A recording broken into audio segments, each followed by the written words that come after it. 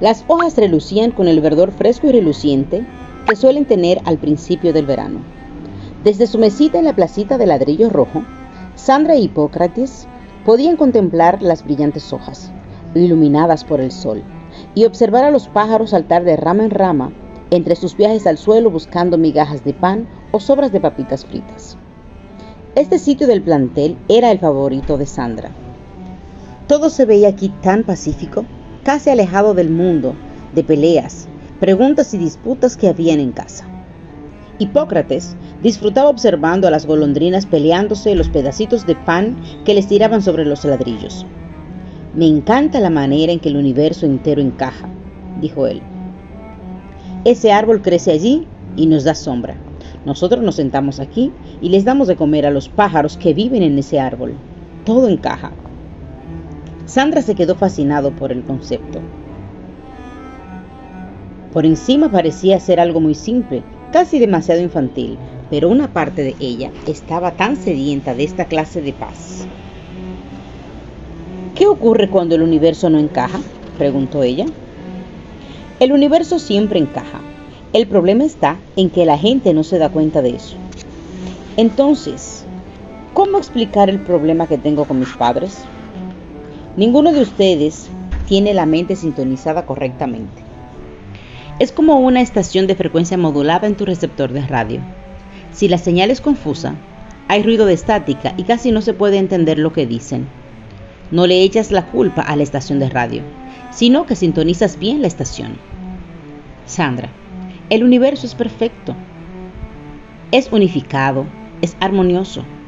La paz, la unidad, el sentido de algo completo está allí realmente. Y todos nosotros somos parte de ese universo. Somos hechos del mismo material, de modo que no hay razón por la cual no debamos encajar en el esquema total de las cosas. Si no encajamos, en algún punto dimos una vuelta equivocada. Nos hallamos lejos de la verdadera realidad. Vaya, creo que así es, musitó Sandra. Pero es lo que me enoja. Mis padres y yo supuestamente somos cristianos. Y se supone que debemos amarnos unos a otros y vivir cerca de Dios en todo. Pero todo lo que hacemos es pelear en cuanto a quién tiene la razón y quién está equivocado. Hipócrates se rió y asintió con su cabeza. Lo sé. Yo también he pasado por eso. Está bien. Entonces, ¿cómo lo resolviste?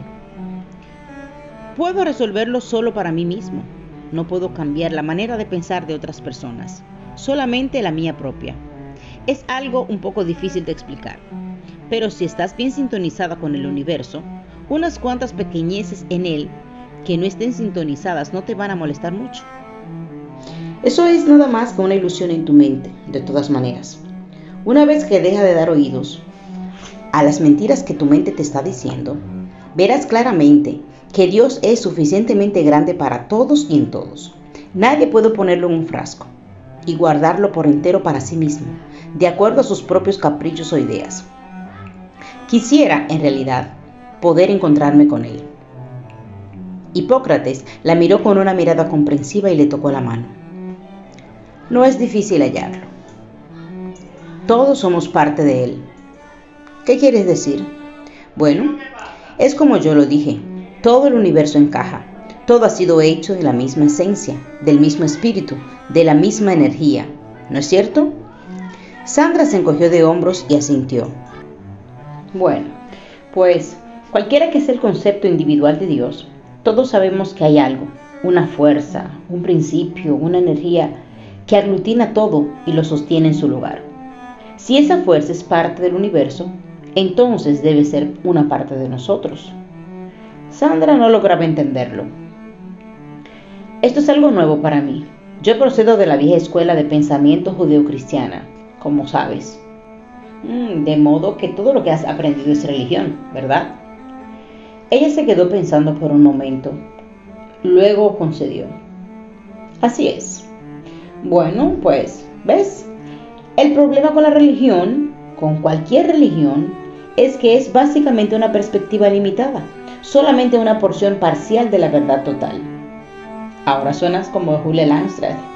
Ella tiene razón, según pienso. Cuando lo piensas lo suficiente, todo parece ser lógico. Es como la vieja anécdota de los ciegos que se toparon con un elefante. Ya he oído esta historia también.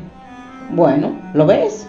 La opinión del elefante que tuvo cada hombre estaba limitada a la parte que tocó.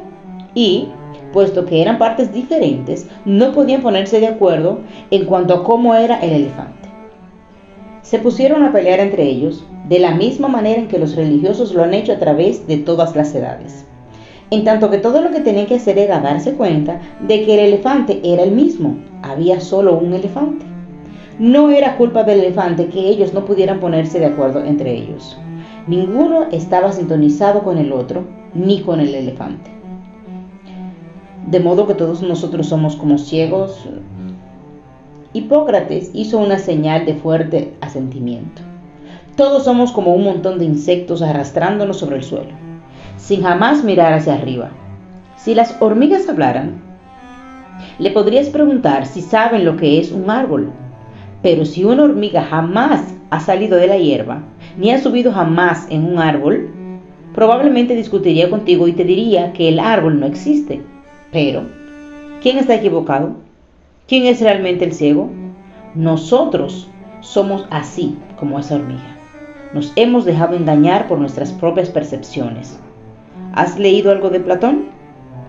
Sandra se rió y sacudió su cabeza. Estudié eso en el semestre pasado y no creo haberlo entendido tampoco. Él también estaba en la misma iluminación. Él se dio cuenta de que debía haber una realidad más alta, un ideal, una existencia perfecta de lo cual todo lo que vemos es una copia. Es como si lo que vemos con nuestros sentidos físicos limitados es tan limitado, tan imperfecto, tan a retazos, que no podemos percibir el universo como realmente es. Todo perfecto, funcionando perfectamente, todo encajando en su sitio, todo de la misma esencia. Hasta se puede decir que la realidad que nosotros conocemos es solamente una ilusión, un truco de nuestro ego, de nuestra mente, de nuestros deseos egoístas. Todo eso suena demasiado ajeno a mí, pero es grandioso una vez que te metes de lleno en ello. Da respuestas a un sinfín de preguntas y resuelve un montón de problemas. Ya veo. Si es que alguna vez logras meterte en eso. Hipócrates se inclinó un poco hacia adelante. Uno no se mete en ello, Sandra. Ya está en ti. Piénsalo por un minuto. Yo no pienso nada en mí. ¿Y por qué no? ¿Adivina? Ella dio la vuelta con sus dedos a una perilla imaginaria de radio. ¿Por qué no estoy sintonizada? Hipócrates se rió alegremente. Correcto, correcto, correcto. Escucha. El universo nunca cambia, pero nosotros sí podemos cambiar. Si es que no estamos alineados, si no estamos sintonizados, somos nosotros los ciegos, los que estamos viviendo una ilusión. Vamos, si tu vida es una confusión, es realmente un asunto de cómo ves las cosas. Sandra dijo en son de burla. Vamos, no me vas a decir que todo está en mi cabeza. Hipócrates levantó las manos como una precaución. Vaya, no lo rechaces si no lo has probado. Miró de nuevo al sol, a los árboles, los pájaros atareados. Simplemente escucha por un momento. ¿Que escuche qué? A la brisa, los pájaros. Escucha esas hojas meciéndose en el viento allá arriba. Por un momento se quedaron en silencio. Hipócrates continuó calladamente, casi en un susurro. Ahora, sé sincera. ¿No has sentido cierta clase de afinidad con los árboles, con los pájaros y con todo? ¿Los echarías de menos si no estuvieran allí? ¿Alguna vez has hablado con una planta en una maceta? Sandra asintió. Hipócrates tenía razón en ese punto. Ahora, no lo resistas, porque lo que estás experimentando es apenas un destello del universo real. Estás sintiendo la unidad con todo. Todo está encajado en su lugar, entretejido, entrecruzado. Lo has sentido antes, ¿verdad? Ella asintió. Es lo que estoy tratando de mostrarte. La verdad ya está dentro de ti. Tú eres parte de ella. Tú eres parte de Dios. Simplemente nunca lo supiste. No te permitía saberlo o conocerlo. Sandra podía oír claramente a los pájaros. y el viento parecía casi entonar una melodía mientras pasaba por entre las ramas de los árboles, variando en intensidad. El sol brillaba hermoso.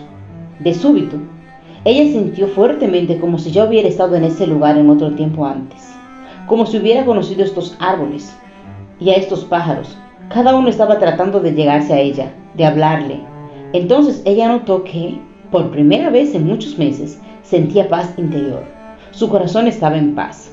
No era una paz que lo llenaba todo y no sabía si iba a durar, pero podía sentirla y sabía que quería más de eso. Creo que estoy empezando a sintonizarme un poquito. Hipócrates sonrió y le oprimió la mano para darle ánimo.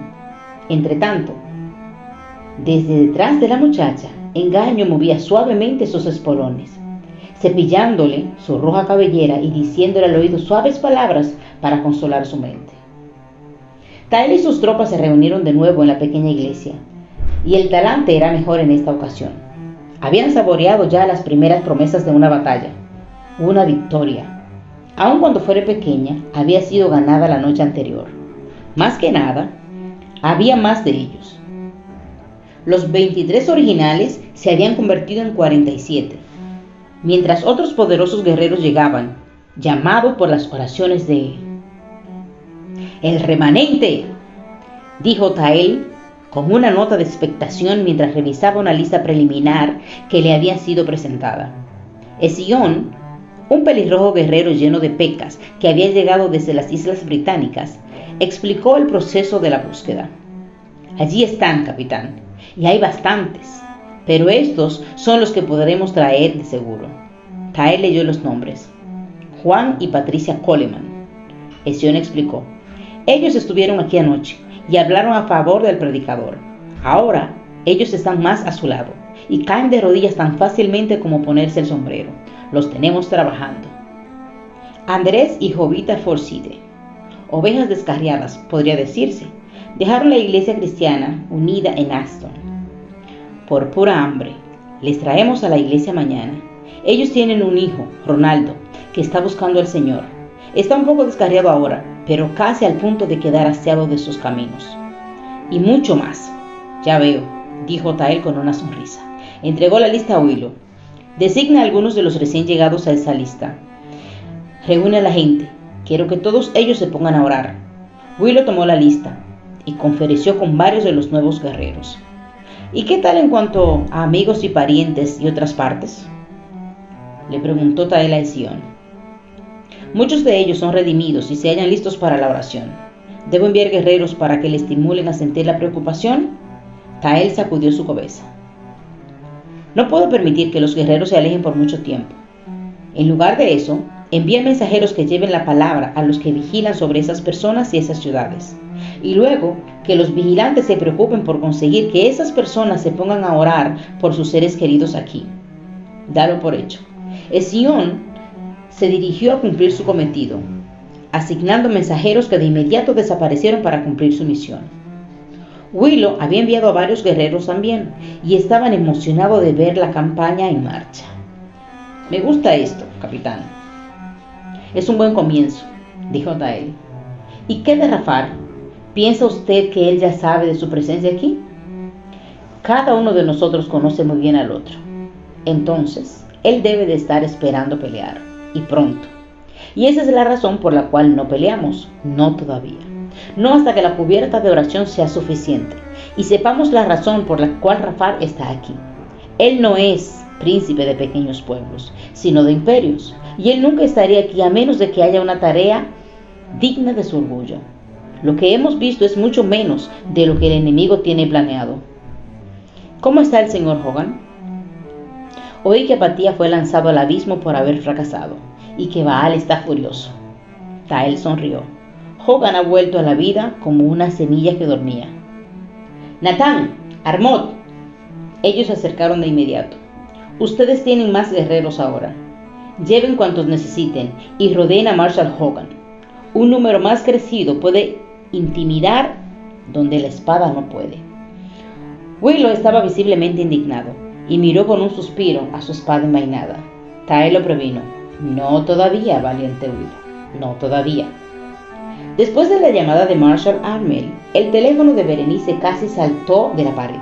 Marshall ni siquiera le preguntó si podía hacerlo, solo le ordenó: la espero esta noche en la oficina a las 7. Tenemos trabajo para hacer. Ahora, a las 7:10, la oficina del Clarín se hallaba de 7 a oscuras. Marshall y Berenice se hallaban en el cuarto de atrás, sacando viejos números del periódico de entre los archivos. Teodoro Armel había sido muy exigente. La mayoría de los números pasados se hallaban pulcramente archivados en enormes carpetas. Veamos, ¿cuándo fue que sacaron a Armel del pueblo?, preguntó Marshall mientras volvía las páginas de un viejo periódico. Hace como un año, contestó Berenice, trayendo más carpetas a la enorme mesa de trabajo. El periódico operaba con personal al mínimo, hasta que usted lo compró. Edith, Tomás, yo misma y algunos de los estudiantes de periodismo eran los que manteníamos en pie. Algunos de los números salían bien, algunos otros parecían más bien periódicos de escuela. ¿Como este? Berenice miró el número, que pertenecía al mes de agosto anterior. Apreciaría si no lo revisara tan prolijamente. Marshall retrocedió algunas páginas. Quiero ver los números hasta el tiempo en que Armel salió. Está bien. El señor Armel salió en julio. Aquí están junio, mayo, abril. ¿Qué es lo que está buscando precisamente? La razón por la cual lo sacaron. Usted sabe la historia, por supuesto. Brumel dice que violó a una muchacha. Brumel dice muchas cosas. Bueno, pues, ¿lo hizo o no lo hizo? La muchacha dijo que sí lo hizo. Ella tenía como 12 años, creo. Y es hija de uno de los síndicos de la universidad. ¿De cuál? Berenice rebuscó de nuevo en su cerebro, finalmente recordando con esfuerzo. Jarrett, Adam Jarrett. Me parece que todavía está allí. ¿Está él en la lista que usted consiguió de Dart? No, pero tal vez debería estarlo. El señor Armel conocía bien a Jarrett. Los dos solían ir a pescar juntos. Él conocía a la muchacha, la veía con frecuencia y eso contribuyó al caso de la acusación.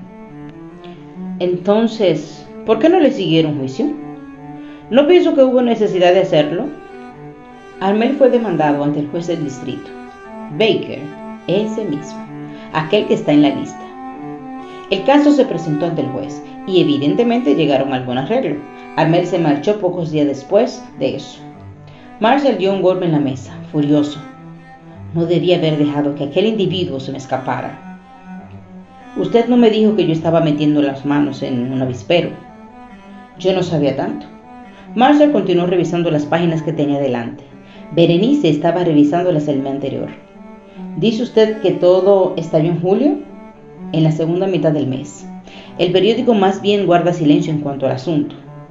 Pues claro, el señor Armel no iba a publicar nada en contra de sí mismo, obviamente. Además, no tenía por qué hacerlo.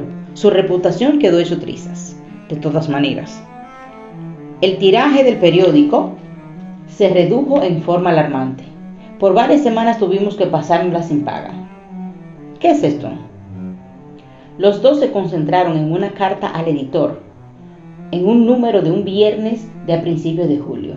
Marshall revisó la carta, leyendo en voz baja y de corrido. Debo expresar mi indignación por el trabajo injusto que esta junta de síndicos ha recibido de parte de la prensa local. Los artículos publicados recientemente en el Clarín de Ashton no son otra cosa sino una corrupción del periodismo, y quisiéramos que nuestro editor local sea lo suficientemente profesional como para verificar sus hechos. Aquí en adelante, antes de publicar cualquier situación infundada. Sí, Berenice se iluminó al recordar. Esta fue la carta de Eugenio Baylor. Entonces se dio una palmada en la frente y exclamó: ¡Ah! ¡Esos artículos! Berenice empezó a revisar rápidamente los números del mes de junio. Sí, aquí hay uno. El encabezado decía: Strachan pide auditoría. Marshall siguió leyendo las líneas del comienzo de la crónica. A pesar de la continua oposición de la Junta de Síndicos de la Universidad de Whitmore, el decano Eleodoro Strachan pidió que hoy se haga la auditoría de las cuentas e inversiones de la Universidad de Whitmore, todavía expresando su preocupación en cuanto a los rumores recientes de malversación de fondos. Los ojos de Berenice se elevaron al cielo y dijo: Vaya, vaya, esto parece ser mucho más que un avispero. Marshall leyó un poco más. Strachan asegura que hay más que evidencia adecuada para justificar tal auditoría, incluso aun cuando sea costosa y prematura, según alega la Junta de Síndicos. Berenice explicó: usted ve, yo nunca le puse mucha atención a lo que estaba ocurriendo. Armel era en cierta manera agresivo y se había inmiscuido en el lago negro de la gente otras veces antes. Y esto sonaba como si fuera nada más que otro asunto político y mundano. Yo era solamente una reportera de los intereses inofensivos de la naturaleza humana. ¿Qué me podía importar esto? De modo que, dijo Marshall, el decano de la universidad se metió en problemas con los síndicos. Parece como una pelea real. Teodoro Armel era buen amigo de Eleodoro Strachan. Se hizo a su lado y eso no le gustó a los síndicos. Aquí hay otro. Apenas una semana después, Marshall leyó: síndico ataca a Strachan. El síndico de la Universidad de Whitmore, Eugenio Baylor, tesorero general de la institución, acusó hoy al decano Eleodoro Strachan de maquinaciones políticas malévolas, afirmando que Strachan está usando métodos deplorables y contrarios de la ética para instalar su propia dinastía en la administración de la universidad. Vaya, exclamó Marshall. Eso no es exactamente una pequeña escaramuza entre amigos. Entiendo que se tornó amarga, realmente seria, y probablemente Armel metió sus narices demasiado. Empezó a recibir ataques de ambos lados. Pero no se dan detalles. Berenice levantó las manos y sacudió la cabeza. Tenemos estos artículos, el teléfono de Armel y la lista. Así es, masculló Marshall, la lista. Un buen número de los síndicos de la universidad está en ella, además del jefe de la policía y el juez del distrito, los que malograron los planes de Armel. ¿Qué le ocurrió finalmente a Strachan? ¿Lo despidieron? Berenice volvió a voltear otras hojas de viejos clarines. Una página suelta salió despedida y fue a parar en el piso. Marshall la levantó. Algo que había en la página le llamó la atención y se quedó leyéndolo hasta que Berenice encontró lo que estaba buscando: un artículo de fines de junio. Sí, aquí está, dijo ella. Strachan despedido. Citando como razones conflictos de intereses e incompetencia profesional, la Junta de Síndicos de la Universidad de Whitmore pidió hoy unánimemente la renuncia del decano Strachan. No es un artículo muy largo, comentó Marshall. Armel lo puso allí porque tenía que hacerlo, pero obviamente retuvo los detalles comprometedores. Él creía finalmente que la causa de Strachan era justa. Marshall continuó revisando los periódicos. ¿Qué tenemos aquí? Whitmore puede hallarse con millones en rojo, dice Strachan. Marshall leyó el artículo con detenimiento. Un momento. Está diciendo que la universidad está en un serio problema, pero no dice cómo lo sabe. Fue sabiéndose poco a poco. Nunca logramos saberlo todo antes de que Strachan y Armel fueran silenciados. Pero millones. Estaban hablando de mucho dinero aquí. Pero, ¿ve usted todas las conexiones? Así es.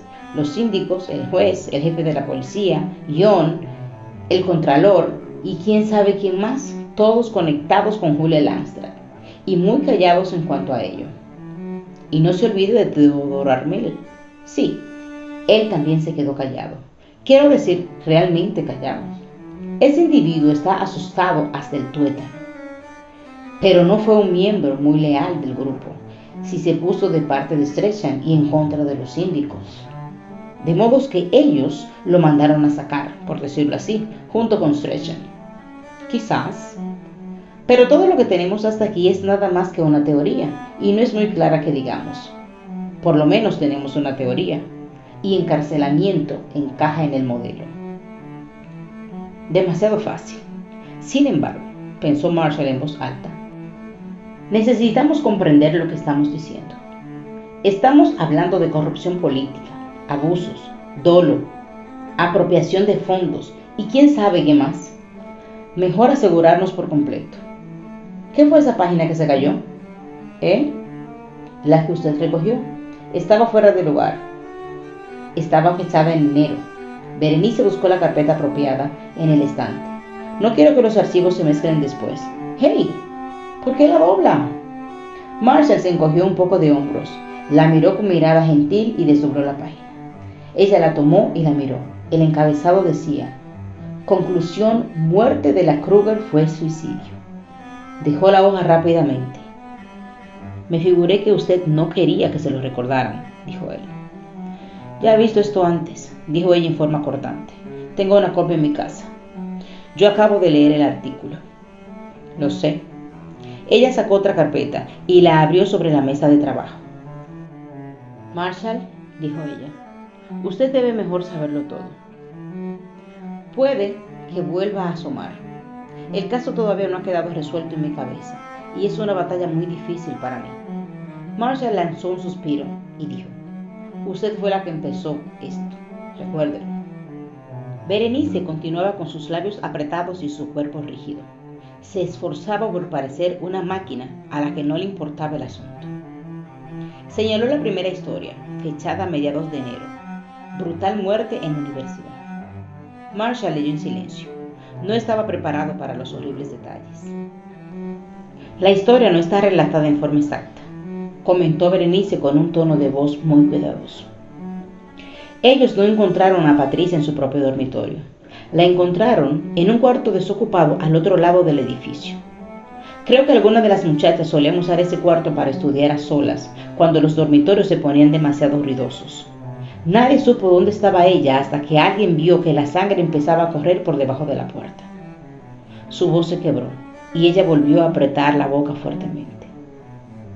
Patricia Elizabeth Kruger, de 19 años, había sido hallada en uno de los dormitorios, desnuda y muerta, con la garganta cortada.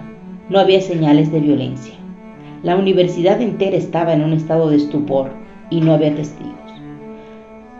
Berenice volvió a otra página y leyó otro titular: ninguna pista en la muerte de Patricia Kruger.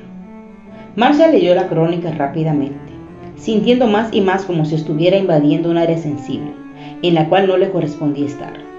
El artículo indicaba que no había aparecido ningún testigo, y que nadie había visto ni oído nada, y que no había ni la menor idea de quién pudiera haber sido el asaltante. Y usted ya leyó el último artículo, dijo Berenice. Finalmente, ellos concluyeron que fue suicidio. Dijeron que mi hermana se había desnudado y que ella misma era quien se había cortado la garganta. Marshall quedó incrédulo. ¿Y eso fue todo? Eso fue todo. Marshall cerró despacio la carpeta. Nunca había visto a Berenice tan vulnerable.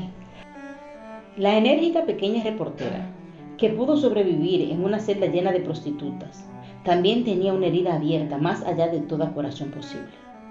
Él le puso suavemente las manos sobre los hombros. Lo lamento, le dijo.